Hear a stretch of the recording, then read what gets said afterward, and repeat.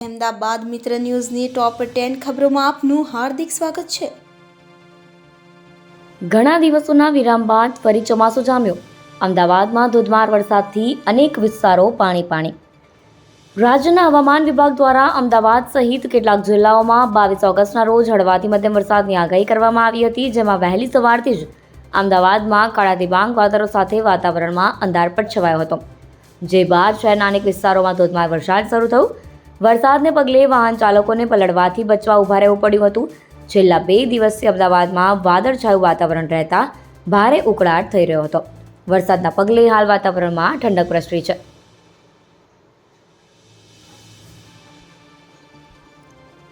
પાંચ મહિના પહેલા મુખ્યમંત્રીએ ઉદ્ઘાટન કરેલા અમદાવાદના પાલડી અંડરબ્રિજમાં સળિયા દેખાવા લાગ્યા। અમદાવાદના પાલડી વિસ્તારમાં જલારામ મંદિર પાસે બનાવવામાં આવેલું અંડરબ્રિજ બનવાની શરૂઆત થઈ ત્યારથી લઈ ઉદ્ઘાટન થયું ત્યાં સુધી વિવાદમાં રહ્યો। ત્યારે હવે ફરી એકવાર જલારામ અંડરબ્રિજની કામગીરી લઈને સવાલો ઊભા થયા છે। Gujarat metro rail corporation, Ahmedabad municipal corporation અને રેલવે વિભાગ દ્વારા સંયુક્ત રીતે ₹82 કરોડના ખર્ચે બનાવેલા અંડરબ્રિજમાં ભ્રષ્ટાચાર સામે આવ્યો છે। 5 મહિના પહેલા ઉદ્ઘાટન કરવામાં આવેલા અંડરબ્રિજમાં સળિયા દેખાવા લાગ્યા છે। રોડ તૂટી ગયો છે અને સળિયા દેખાવા લાગતા હલકી ગુણવત્તાનું બાંધકામ થયું હોવાનું સ્પષ્ટ જણાય છે।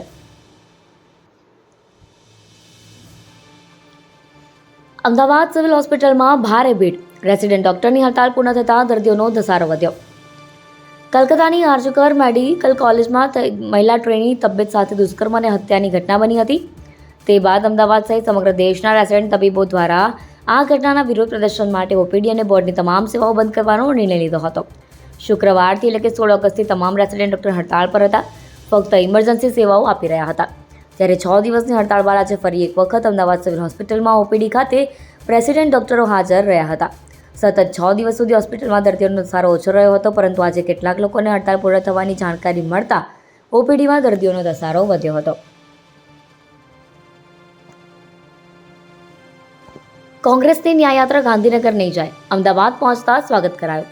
ગુજરાત કોંગ્રેસ દ્વારા 9 ઓગસ્ટથી ન્યાયયાત્રાનું આયોજન કરવામાં આવ્યું હતું। રાજ્યમાં બનેલી દુર્ઘટનાઓના પીડિત પરિવારોને ન્યાય મળે તે માટે દુર્ઘટના બની હોય તે વિસ્તારમાંથી ન્યાયયાત્રા નીકળી હતી। ન્યાયયાત્રા આજે અમદાવાદ શહેરમાં પ્રવેશી છે। મહત્વનું છે કે ન્યાયયાત્રામાં એક પણ રાષ્ટ્રીય નેતા જોડાયા નથી। ન્યાયયાત્રાનું અગાઉ ગાંધીનગર ખાતે સમાપન થવાનું હતું, જે હવે આવતીકાલે અમદાવાદમાં સમાપન થશે। વિધાનસભાના ચોમાસુ સત્રનો બીજો દિવસ, કોંગ્રેસના તમામ સભ્યો એક દિવસ સુધી ગૃહમાંથી સસ્પેન્ડ। વિધાનસભા ચોમાસુ સત્રનો આજે બીજો દિવસ છે, ત્યારે આજે એક દિવસ કોંગ્રેસના તમામ સભ્યોને ગૃહમાંથી સસ્પેન્ડ કરવામાં આવ્યા છે। સત્રની શરૂઆતની પ્રથમ મિનિટથી 21 મિનિટ સુધી ગૃહમાં માથાકૂટ ચાલી હતી। કોંગ્રેસના ધારાસભ્યોએ ગૃહમાંથી વોકઆઉટ કર્યું હતું।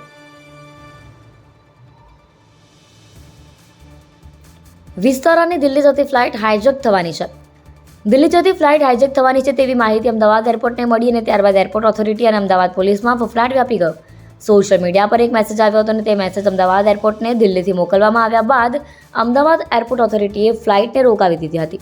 પોલીસને પણ આ અંગે માહિતી આપવામાં આવી હતી। ત્યારબાદ અમદાવાદ શહેરના ઝોન 4 ડીસીપી કાનન દેસાઈ અને તેમની ટીમ દ્વારા કલાકો સુધી ચેકિંગ કરવામાં આવ્યું।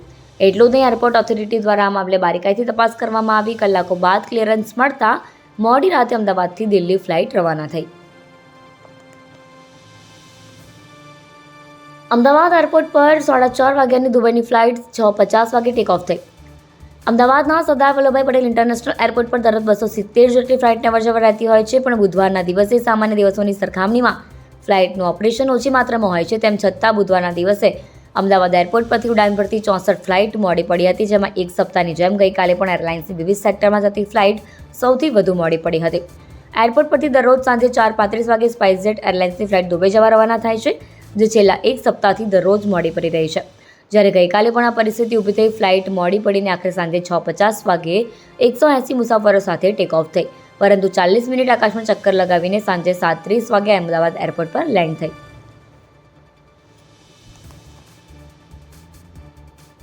અમદાવાદમાં રોગચાળો વકર્યો। એક અઠવાડિયામાં 11,203 દર્દીઓ ઓપીડીમાં નોંધાયા।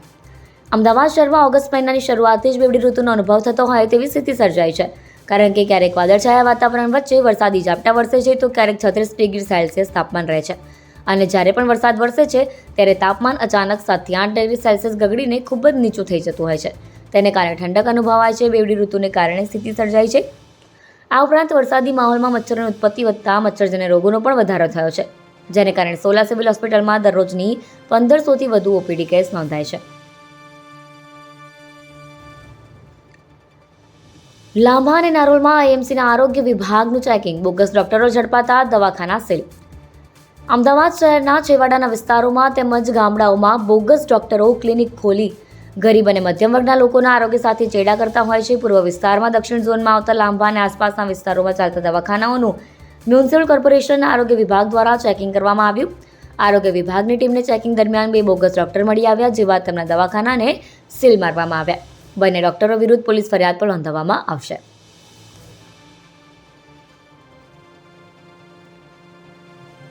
અમદાવાદમાં લોકગાયક વિજય સુવાળાએ 50થી વધુ મિત્રો સાથે મળી હથિયાર સાથે ભાજપ પ્રદેશ સંયોજક પર કર્યો હુમલો.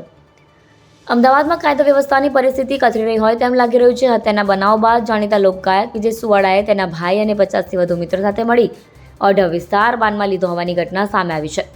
દિનેશ ક્યાં છે, આજે તેને જાનથી મારી નાખવો છે તેવું કહીને મોડી રાતે વિજય સુવાળા સહિતના લોકોએ ઓઢવ વિસ્તારમાં હથિયાર સાથે એસ્ટેટ બ્રોકર ભાજપના પ્રદેશ સંયોજકની ઓફિસ પર હુમલો કર્યો હતો. હથિયાર સાથે 50થી વધુ લોકોનું ટોળું એકઠું થતાં હાહાકાર મચી જવા પામ્યો હતો. અહેમદાબાદ મિત્ર ન્યૂઝની યુટ્યુબ ચેનલને સબસ્ક્રાઇબ કરો અને બેલ આઇકોન જરૂરથી દબાવો, જેથી દરેક મહત્વના વિડીયોની નોટિફિકેશન તમને મળતા રહેશે.